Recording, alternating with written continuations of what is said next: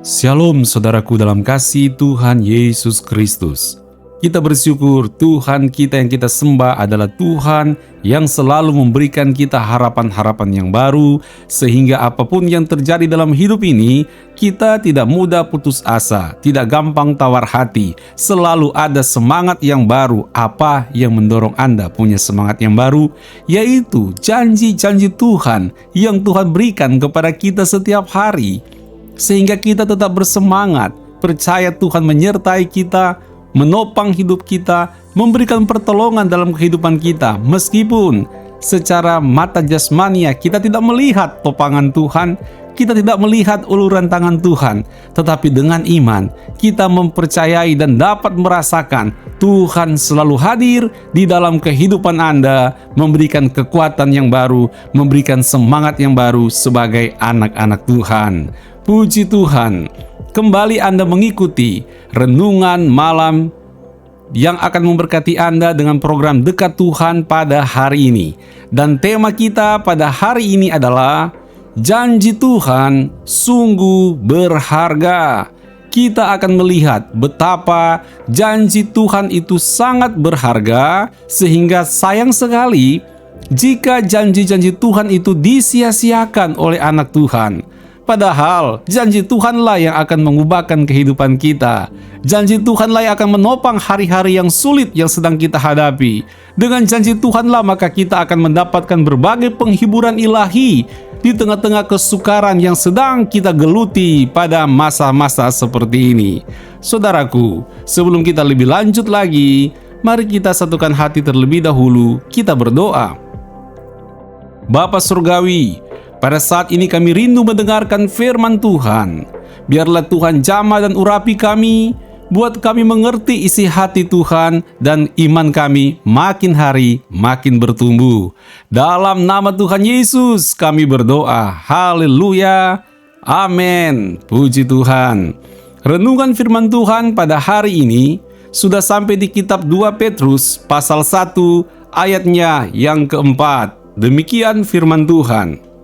Dengan jalan itu, Ia telah menganugerahkan kepada kita janji-janji yang berharga dan yang sangat besar, supaya olehnya kamu boleh mengambil bagian dalam kodrat ilahi dan luput dari hawa nafsu duniawi yang membinasakan dunia. Saudaraku, janji Tuhan sungguh berharga.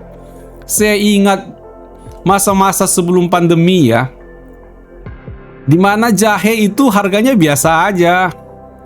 6.000 ada sekilo, paling mahal 10.000 atau 15.000. Sekilo itu seabrek-abrek loh, banyak. Bisa pakai untuk berapa lama itu. Nah saudaraku, orang menganggap itu jahe ya biasa, barang biasa buat bumbu dapur. Ketika merebak pandemi COVID-19, apa yang terjadi? Barang yang dulu dianggap biasa saja, wow, jadi sangat berharga. Dan saya pernah ke pasar, belanja di pasar tradisional. Saya tanya, jahe berapa?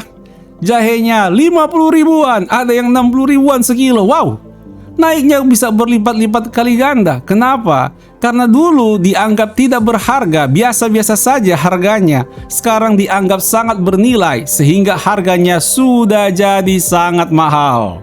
Saudaraku dalam kasih Tuhan Yesus, dari cerita ini kita belajar bahwa sesuatu yang berharga itu betul-betul akan dihargai kalau kita mengerti manfaatnya. Kalau kita mengerti maksudnya buat apa. Dulu kalau nggak ngerti maksudnya buat apa, dicuekin saja. Tetapi ketika memahami, oh maksudnya seperti ini, maka sangat dihargai, malahan dicari-cari.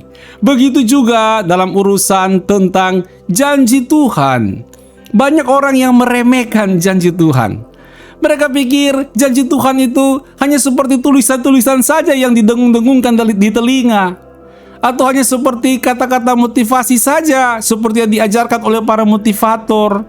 Atau seperti kata-kata mutiara aja. Tetapi sebenarnya ketika kita memahami apa itu janji Tuhan dan bagaimana manfaatnya buat kehidupan kita, manfaatnya buat kerohanian kita, maka saya percaya anak-anak Tuhan tidak akan menganggap remeh janji Tuhan itu, dan sungguh-sungguh akan menghargai akan janji Tuhan tersebut. Saudaraku dalam kasih Tuhan Yesus Kristus, jadi kalau ada saja orang-orang yang mengaku murid Kristus, pengikut Kristus, tetapi merasa hambar tentang janji-janji Tuhan, berarti ada masalah kerohanian dalam diri orang-orang tersebut. Perlu untuk dibereskan, perlu untuk diubahkan hatinya yang mulai tawar terhadap janji Tuhan. Perlu dipulihkan hatinya yang mulai menganggap ringan terhadap janji Tuhan. Perlu dipulihkan hidupnya yang mulai menganggap bahwa janji-janji Tuhan hanya seperti kata-kata kosong belaka yang katanya enak di telinga, tetapi kenyataannya nggak jadi apa-apa. Sering orang bilang itu kan cuma surga telinga doang. Nggak begitu, saudara. Bukan begitu. Janji Tuhan tidak seperti itu. Kalau kita belajar kebenaran firman Tuhan, maka kita melihat bahwa janji Tuhan itu sangat berharga.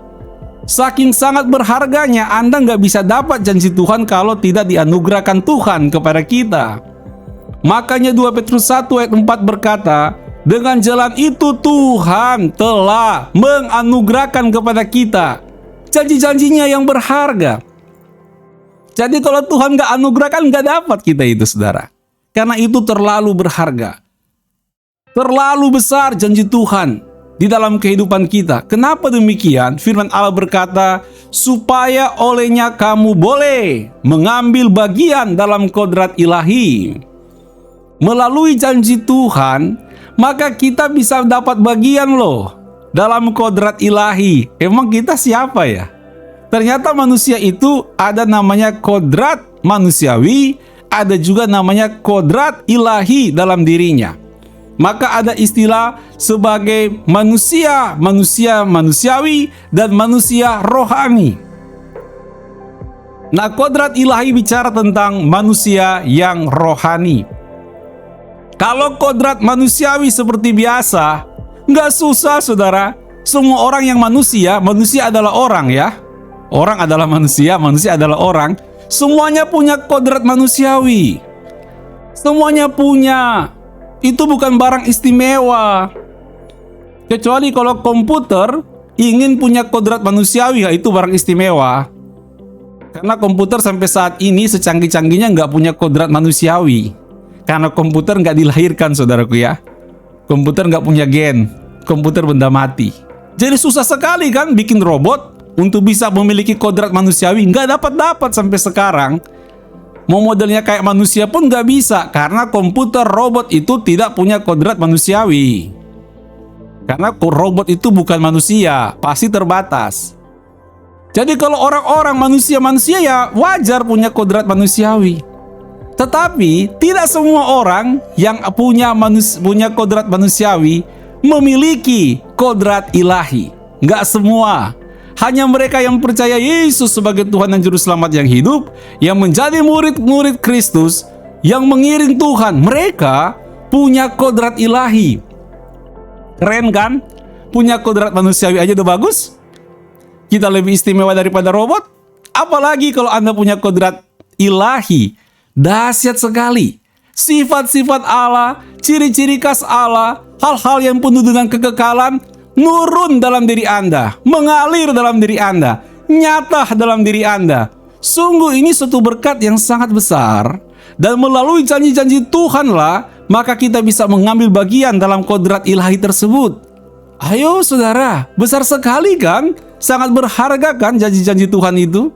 Dan firman Allah berkata, dan luput dari hawa nafsu duniawi yang membinasakan dunia. Nah, saudaraku, dengan janji-janji Tuhan Anda akan terluput untuk melakukan hal-hal yang tidak berkenan di hadapan Tuhan. Hawa nafsu duniawi dapat dikendalikan dalam diri kita, dapat diatur dan dikalahkan dan dimatikan karena kita percaya pada janji Tuhan. Meskipun engkau berkata, kemarin saya gagal, Pastor James Falk. Saya terjebak dengan keinginan-keinginan hawa nafsu. Apakah mungkin hari ini saya bisa untuk berjalan mengalahkan hawa nafsu? Apakah mungkin besok saya bisa mengalahkan hawa nafsu? Karena ada janji Tuhan dan Anda mempercayainya, maka dulu Anda bisa kalah, hari ini Anda bisa menang, besok pasti mengalami kemenangan. Asalkan kita betul-betul menghargai janji Tuhan itu, mempercayai janji Tuhan itu sungguh-sungguh berharga dalam diri Anda. Jangan anggap janji Tuhan sebagai isapan jempol saja, tapi percaya janji Tuhan itu istimewa, membangun, memberkati, meningkatkan kodrat ilahi, melawan hawa nafsu yang akan menjatuhkan iman kita. Dan dengan demikian, engkau akan hidup di dalam janji-janji Tuhan yang dahsyat dan ajaib itu. Ayo saudara, kalau Anda belum bisa merasakan besarnya janji Tuhan, kalau Anda belum bisa merasakan kekuatan dari janji Tuhan, berdoa, minta Tuhan, jamah hatiku. Biarlah Roh Kudus bekerja, menjamah aku, sehingga aku bisa mengerti betapa besar dan dahsyatnya dan sangat berharganya janji Tuhan buat hidup kita dan masa depan kita. Puji Tuhan, Tuhan Yesus memberkati. Mari kita berdoa. Bapa Surgawi, terima kasih buat kebenaran firman Tuhan. Tuhan jamah kami, Tuhan buat kami sungguh-sungguh menghargai janji Tuhan, sungguh-sungguh menghormatinya, dan mempercayainya, dan membiarkan janji Tuhan bekerja dalam hidup kami, mengubahkan hati kami, mengubahkan hidup kami, mengubahkan masa depan kami menjadi lebih baik dibandingkan hari-hari pada saat ini. Terima kasih Bapa, dalam nama Tuhan Yesus, haleluya, amin. Puji Tuhan, Tuhan Yesus memberkati. Terima kasih telah mengikuti renungan malam dekat Tuhan, dan tetap semangat dalam Tuhan Yesus. Sampai bertemu kembali besok malam. Tuhan berkati. Shalom.